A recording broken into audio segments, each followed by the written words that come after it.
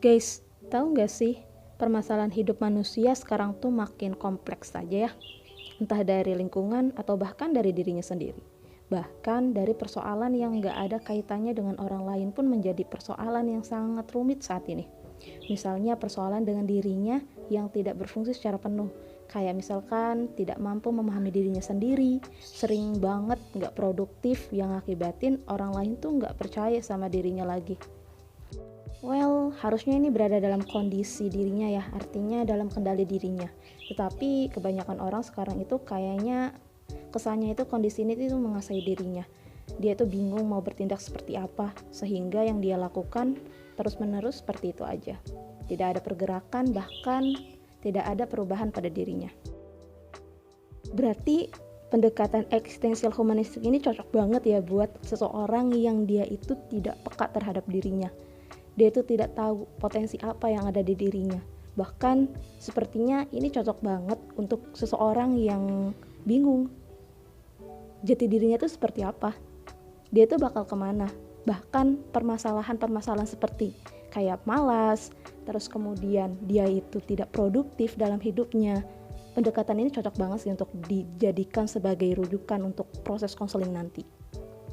Dan bahkan biasanya seorang konselor itu akan memberikan tahapan ini, pendekatan ini, yaitu sesuai dengan apa yang sedang dirinya dilakukan.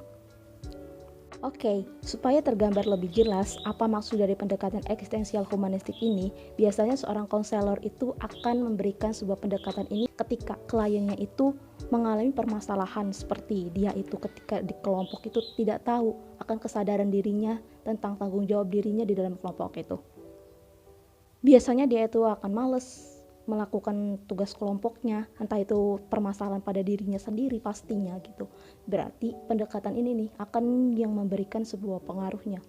Konselor itu akan memberikan pendekatan ini kepada klien itu agar klien itu bisa sadar bahwa dirinya itu punya tugas tadi. Yang akan dilakukan konselor dalam proses konseling ini melalui 3 tahapan. Yang pertama itu konselor itu mengasumsikan konseling tentang dunia ini. Artinya dia itu kayak menyadari diri lagi buat apa sih dia hidup di dunia ini, untuk apa dan nantinya akan kemana gitu. Contoh permasalahannya tadi, ketika dia ada di kelompok itu, tujuan dia di kelompok itu untuk apa, tugas dia untuk apa, dan itu menyadarkan dirinya tentang eksistensi dia atau tanggung jawab dia seperti apa di situ.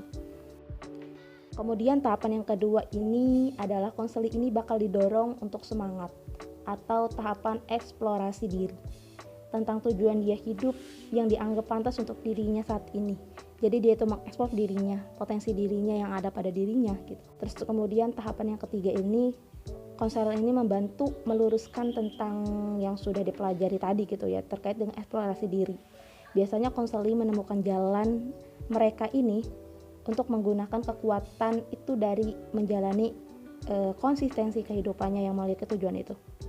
Jadi konseling ini bakalan tahu ketika dia menemukan jalannya, berarti itu yang menjadi konsistensi dirinya untuk menjalin kehidupan ini. Jadi dia tidak bingung lagi tentang keberadaan dirinya seperti apa. Nah, biasanya ada beberapa pertanyaan eksistensial yang sering dipergunakan dalam konseling nih.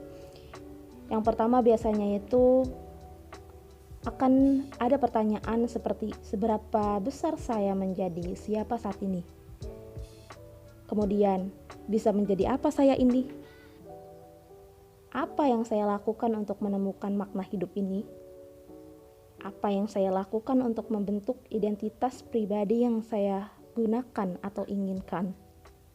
Dan masih banyak lagi pertanyaan-pertanyaan yang biasanya dilontarkan dalam eksistensial humanistik ini. Itu aja yang bisa saya sampaikan dari video ini. Semoga bermanfaat tentang pendekatan eksistensial humanistik, dan semoga yang menonton ya dapat memahami dan juga bisa mengaplikasikannya. Kemudian bisa mendapatkan ilmu baru, dan ketika diri Anda mengalami krisis identitas tadi, semoga bisa disadari dan semoga bisa memberikan jalan keluarnya. Terima kasih. Wassalamualaikum warahmatullahi wabarakatuh.